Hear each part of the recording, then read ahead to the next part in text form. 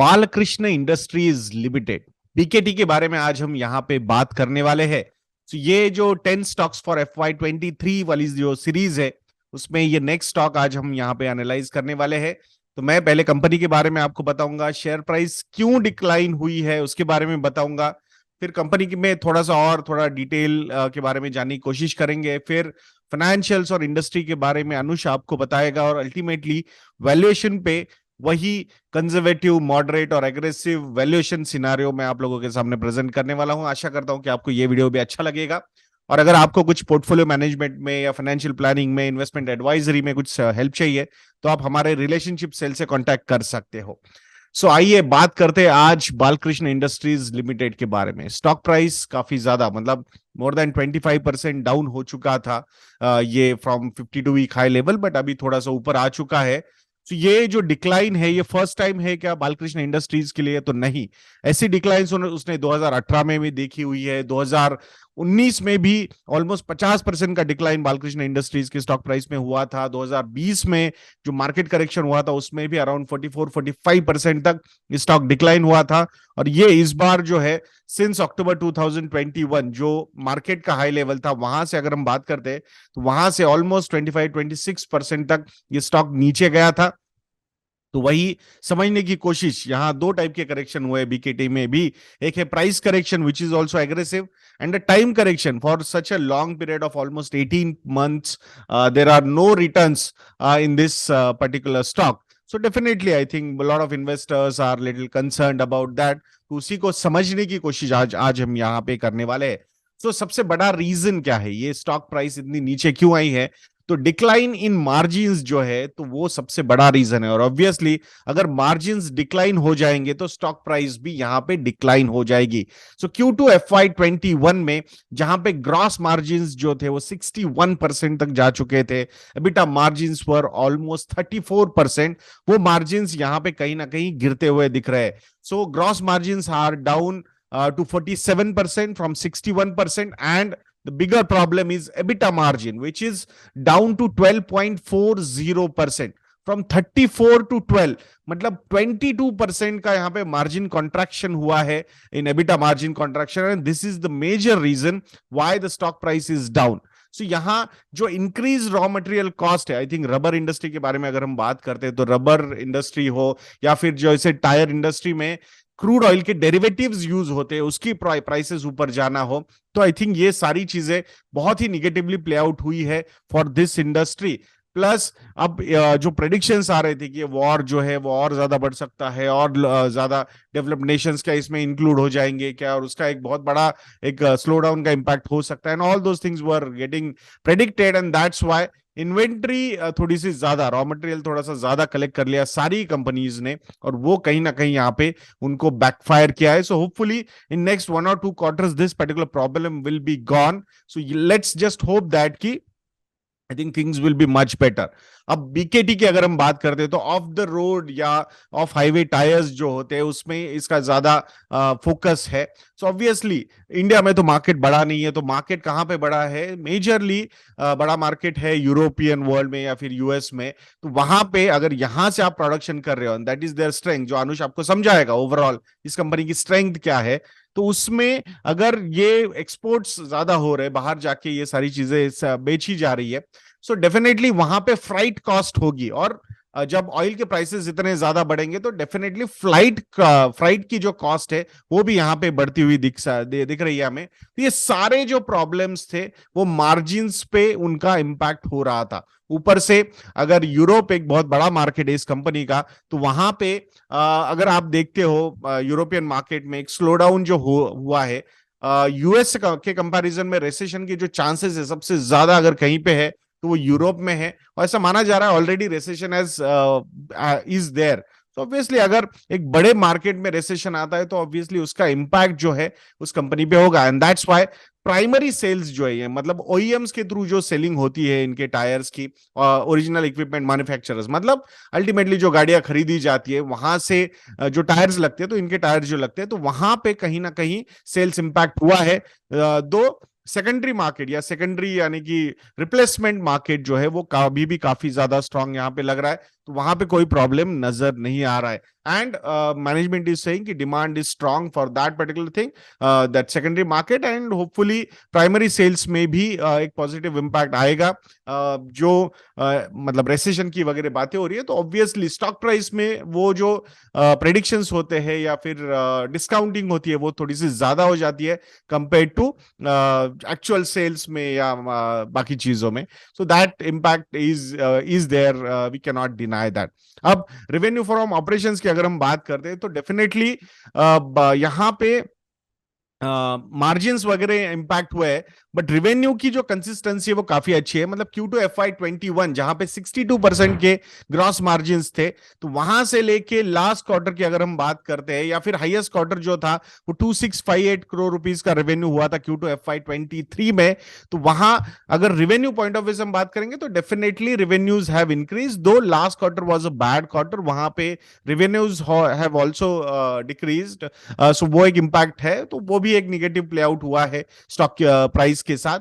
But now management is expecting, company is expecting the sales should revive in coming quarters, so let's just see that. तो वहां कहीं ना कहीं year on year growth जो है revenue में वो 5.9% तक नीचे आई है।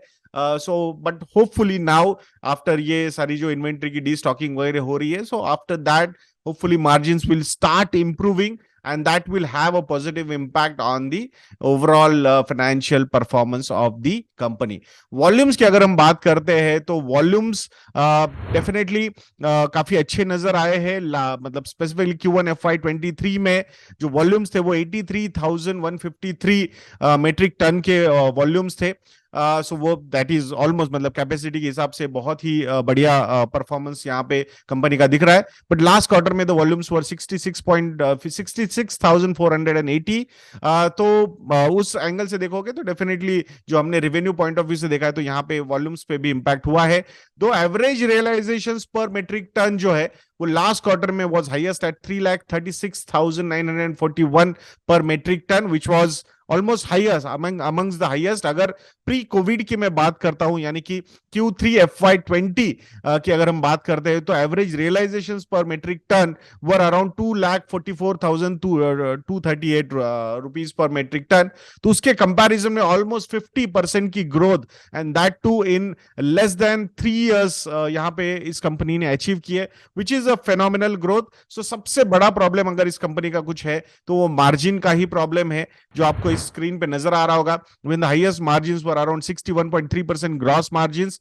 अगर एबिटा मार्जिन्स की बात करते हैं तो 34.2% तक हाईएस्ट लेवल पे एबिटा मार्जिन्स गए थे, and now the margins have decreased a lot. We know that raw material cost ये सबसे बड़ा उसका प्रॉब्लम है, plus freight cost and all those things. But अगर 2011-12 का भी स्लो डाउन की अगर हम बात करते हैं तो वो स्ट्रेस टेस्ट इस कंपनी की वापस एक बार फिर से हो रही है, ऐसा लग रहा है। सो 12.4% के EBITDA margins is almost worst case scenario for this company. So आशा करेंगे कि यहां से अब ये जो सिचुएशन इंप्रूव होती हुई दिख रही है, कंपनी खुद भी बोल रही है, so I think it will improve their performance quite a lot, and that is going to be an interesting thing to watch. अब फाइनेंशियल्स के बारे में, थोड़ा कंपनी के बारे में एंड इंडस्ट्री के बारे में Anush will explain it to you, and I will discuss about the valuation part at the end of this video. तो अब हम बात करते हैं इनके बिजनेस मॉडल के बारे में। तो इनका बिजनेस मॉडल क्या है? Basically they manufacture and sell off highway tyres, जो कि एक स्पेशलिस्ट कैटेगरी है, जिसमें टायर्स आते हैं which are used in agriculture, mining activities such as mining के ट्रक्स में यूज़ होते हैं, ट्रैक्टर्स में यूज़ होते हैं। देन अगर हम इनके टायर्स की अगर हम बात करें, सो इनके टायर के लिए रॉ मटेरियल कौन सा लगता है? So basically rubber constitutes 50%, then carbon black है which constitutes 27%, and then chemicals है, फैब्रिक है एंड बीड वायर है। तो रबर बेसिकली ये डोमेस्टिकली थोड़ा प्रोक्योर करते हैं, थोड़ा इंपोर्ट करते हैं, एंड ऐसा मिक्स है इनका। Then apart from that carbon black which constitutes 27% to their overall raw material cost. So ये इनका खुद का एक फैसिलिटी है कार्बन ब्लैक मैन्युफैक्चर करने का, जो कि रफली इनका कैपेसिटी है मोर देन 1 लाख MTP है। देन ये खुद प्रोड्यूस करते हैं, पार्टली खुद प्रोड्यूस करके पार्टली खुद कैप्टिवली कंज्यूम करते हैं, एंड पार्ट जो बचा है वो बेच देते हैं बाहर in the open market.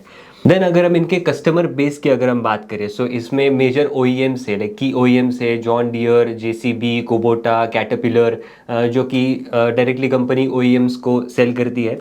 Then अगर हम इनके प्रोडक्ट सेगमेंट की अगर हम बात करें प्रोडक्ट बेस की, तो प्रोडक्ट बेस में दे हैव 3200 प्लस इसके यूज़ जो कि स्प्रेड है between agriculture, OTR segment and other segment. So basically of highway tyres में देर आर 3 सेगमेंट्स, एग्रीकल्चर आता है, OTR आता है एंड अदर्स.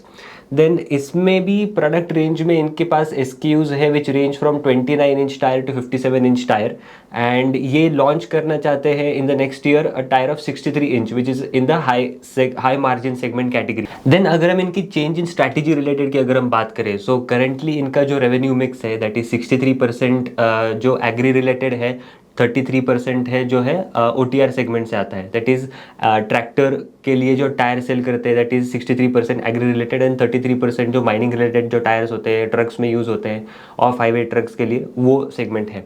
देन करेंटली इनका फोकस है shifting more towards OTR segment जो other than agri segment, because वहाँ पे जो रिपीट सेल्स जो ये कर सकते हैं वो है रफली 1 और 2 ईयर्स का शॉर्टर रिप्लेसमेंट साइकिल होता है वहाँ पे as compare to 3 to 4 years of replacement cycle in agri segment.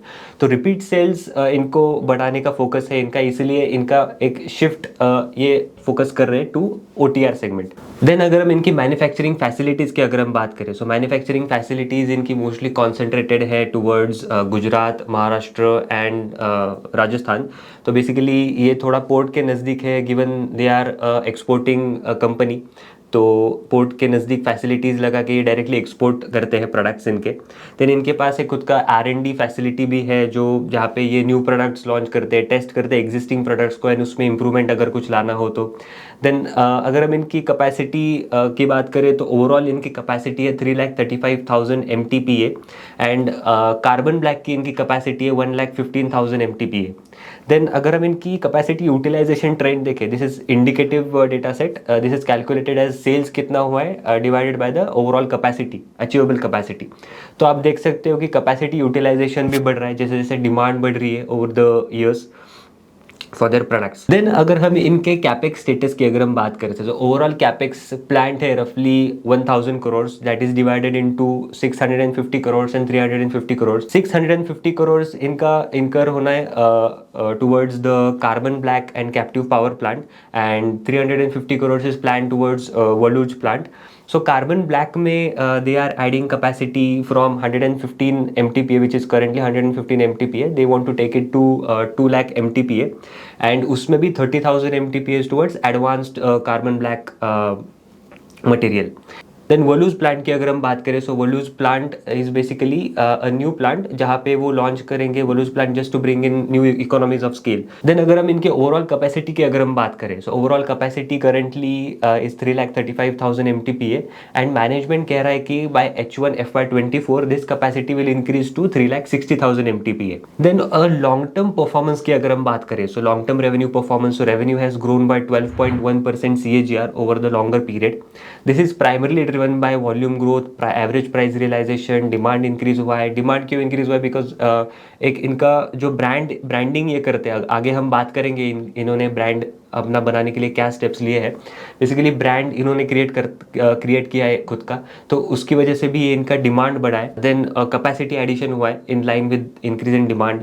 Then अगर हम इनका वॉल्यूम ग्रोथ की अगर हम बात करें, so over the longer period volume growth बढ़ा है by 9% CAGR and average price realisation बढ़ा है by 3.9% CAGR from FY12 to FY22.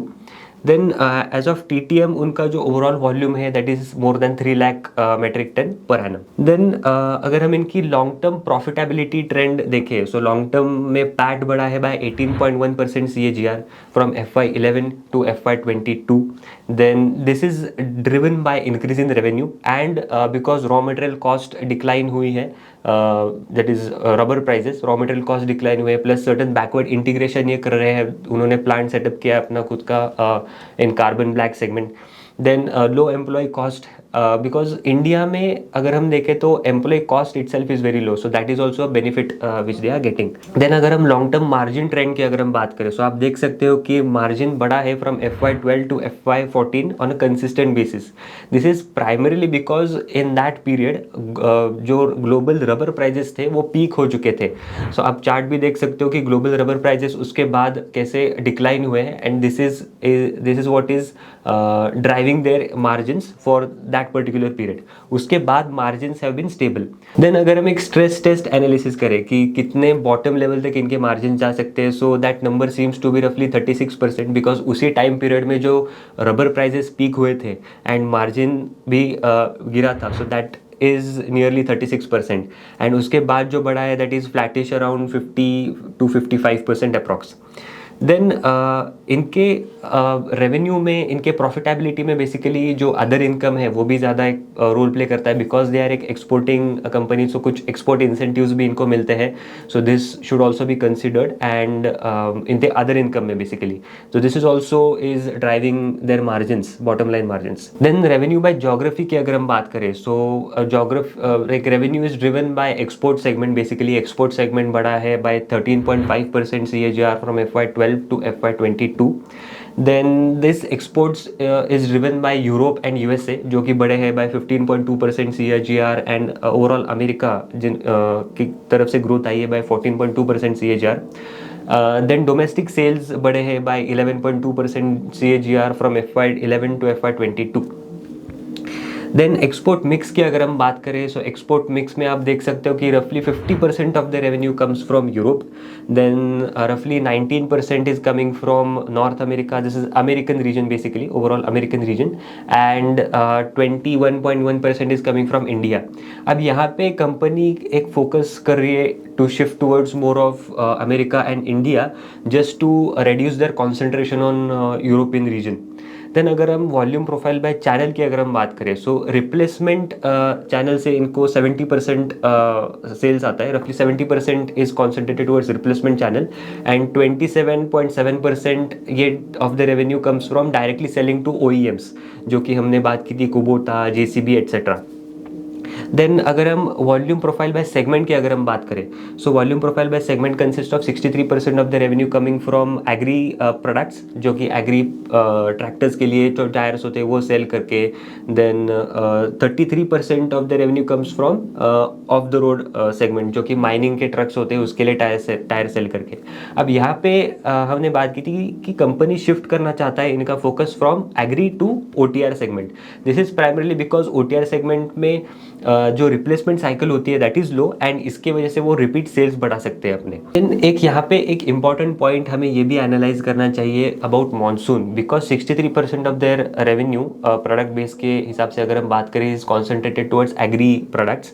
तो यहाँ पे अगर मॉनसून में कुछ सीजनैलिटी आ जाती है तो मॉनसून के इम्पैक्ट की वजह से इनका रेवेन्यू भी इम्पैक्ट हो सकता है, so that is a risk with the company. Then अगर हम इनका डुपॉन्ट एनालिसिस करें, सो डुपॉन्ट एनालिसिस में हमें दिखता है कि करंटली इनका ROE इज रफली 20.7% एज ऑफ FY22। अब ये ROE ओवर द ईयर्स अगर हम ट्रेंड देखें तो this is basically stable in the range of 20 to 24%। अब यहाँ पे एक ट्रेंड देखने लायक है कि फाइनेंशियल लीवरेज गिरा है, वेराज प्रॉफिटेबिलिटी बढ़ी है। Profitability is increase because margins, net profit margins increase हुए बिकॉज जो रबर प्राइजेस पीक हुए थे जो वो डिक्लाइन हुए, इनको बेनिफिट उनका मिला है, प्लस फाइनेंशियल लीवरेज डिक्लाइन हुआ है, इसकी वजह से जो ROE है वो फ्लैटिश रहे हैं। फाइनेंशियल लीवरेज इस वजह से डिक्लाइन हुआ है बिकॉज जो डेट था कंपनी के बैलेंस शीट पे उन्होंने वो रीपे कर दिया है।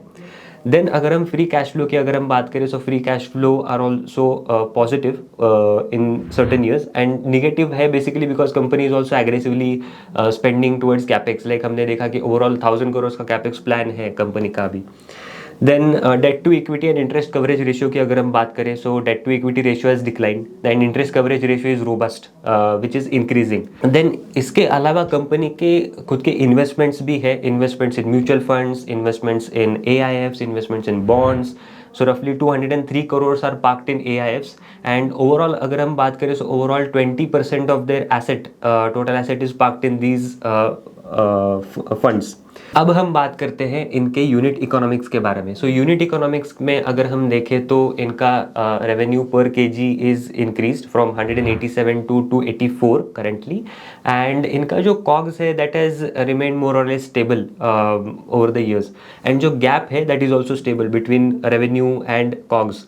कॉग्स है basically cost of goods sold.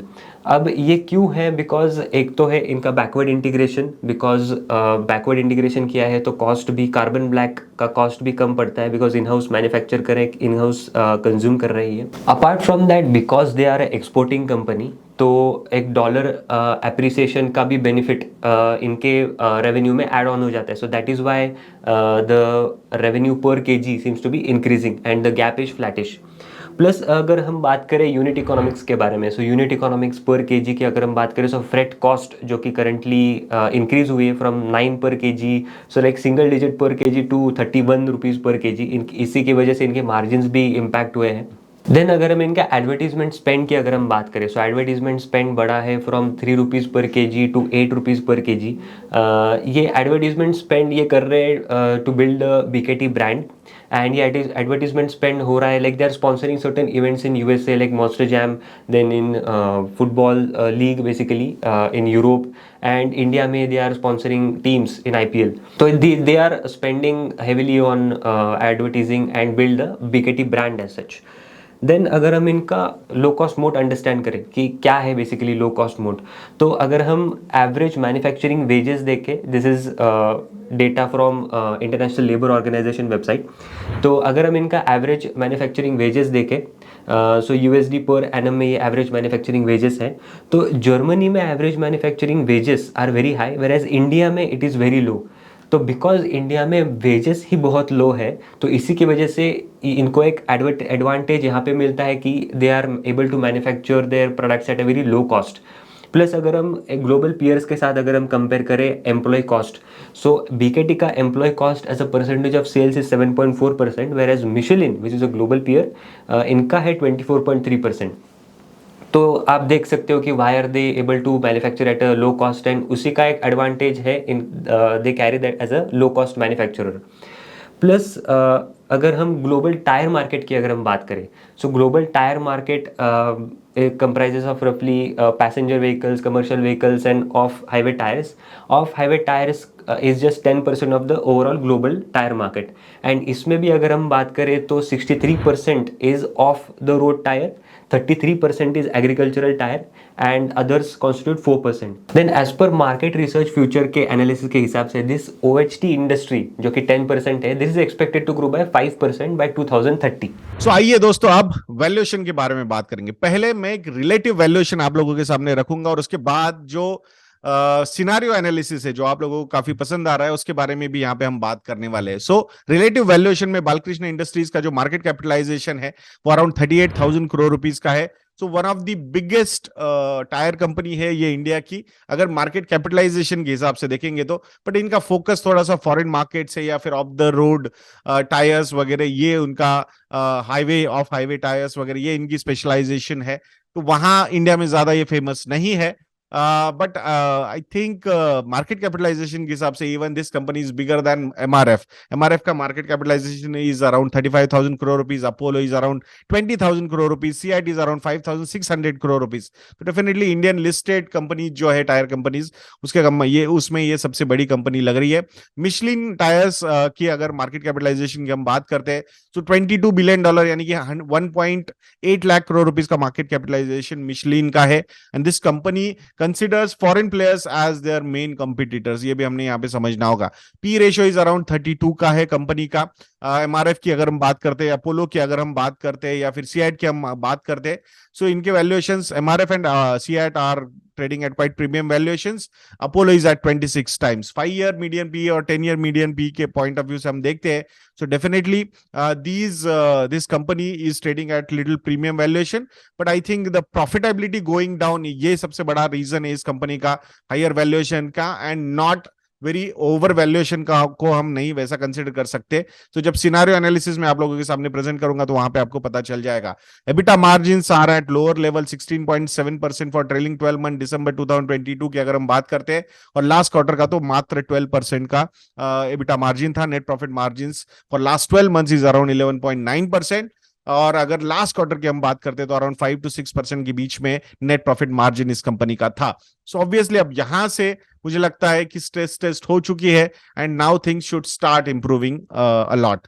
Scenario analysis करेंगे अब। तो worst case scenario, base case scenario and best case scenario, ये तीन सिनारियो आप लोगों के सामने प्रेजेंट करेंगे। सो global of the road of highway tyres का जो मार्केट ग्रोथ है वो अराउंड 5% कंसिडर किया जा रहा है according to a report on tyre industry for next 7 years।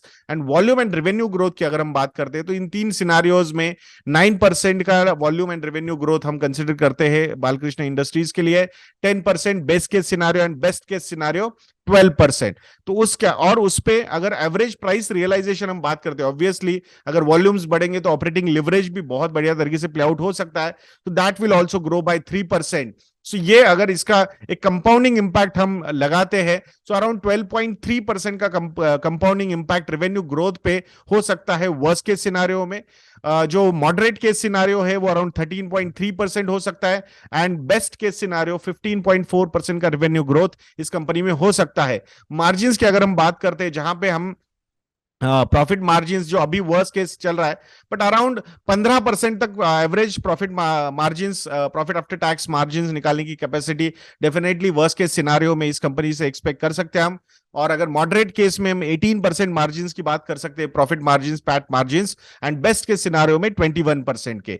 और यही चीज अगर हम 7 साल के लिए फोरकास्ट करेंगे तो जो करंट रेवेन्यू है कंपनी का for last 12 months which is around 9,817 crore rupees, इसको हम 3 केसेस में अगर डिवाइड करते हैं तो वर्स्ट केस सिनारियो में the revenue after 7 years could be around 22,000 crore rupees, moderate case में 23,528 crore rupees, and best case scenario में 26,690 करोड़ रुपीज का ये रेवेन्यू हो सकता है। अब इस पे अगर हम पैट मार्जिन्स लगाते हैं उसी अलग अलग केसेस के, तो अराउंड 3,311 करोड़ रुपीज का पैट हो सकता है वर्स्ट केस सिनारियो में, 4,235 करोड़ रुपीज का मॉडरेट केस सिनारियो में, और बेस्ट केस सिनारियो में 5,605 करोड़ रुपीज का नेट प्रॉफिट कंपनी कमा सकती है आफ्टर 7 years। इस पे अगर 24, 26 और 30 के पी रेशो अलग अलग वर्स्ट, बेस और बेस्ट के सिनारियो में हम लगाते हैं, then the estimated market capitalization of this company in 2030 in worst case scenario could be 79,000 crore rupees, in base case scenario it would be around 1.1 lakh crore rupees, and best case scenario it could be around 1.68 lakh crore rupees। तो इस पे अगर हम percentage terms में बात करते हैं तो जो रिटर्न्स आ सकते हैं यहाँ पे, so those returns would be around 11.1% in worst case, base case 16.4%, and जो बेस्ट केस सिनारियो है उसमें 23.7% की ग्रोथ कंपनी दे सकती है। अब कंपनी के पास कुछ रिजर्व जो है, जो उन्होंने इन्वेस्टमेंट्स की हुई है, उसका भी अगर हम रिटर्न्स इसमें जोड़ देते हैं या फिर वो वैल्यूएशन अगर हम बाजू में निकालते हैं, then the company can grow at 12% worst case scenario, base case scenario 17.3%, and best case scenario 24.6%। And that's why this is a company which is worth looking at. तो ये आपके रडार पे होनी चाहिए, ऐसा मुझे यहाँ पे लगता है। So if you want to know कि ऐसी कौन सी ग्रोथ ओरिएंटेड कंपनीज है, तो वो अगर आपको पता करना है तो आप हमारे मॉडल पोर्टफोलियोज को सब्सक्राइब कर सकते हो। यज्ञ YADNY ये प्रोमो कोड यूज कीजिए and get 30% discounts on our model portfolios. आशा करता हूं आप investindia.in को जरूर विजिट करोगे। तो कैसा लगा ये आज का ये वीडियो या एनालिसिस, आपको ये कमेंट सेक्शन में लिखना मत भूलिएगा। और ये जो सीरीज है 10 स्टॉक्स के हम कर रहे हैं, उसके बाद भी बहुत सारी सीरीज हम प्लान कर रहे हैं, तो आपके कुछ सजेशंस है इन सीरीज पे तो वो भी कमेंट सेक्शन में लिखना बिल्कुल मत भूलिएगा। दोस्तों ऐसे वीडियोस के लिए चैनल पे बने रहिए, वीडियो को लाइक करना, शेयर करना और चैनल को सब्सक्राइब करना बिल्कुल मत भूलना। नेक्स्ट वीडियो में मिलते हैं। जय हिंद।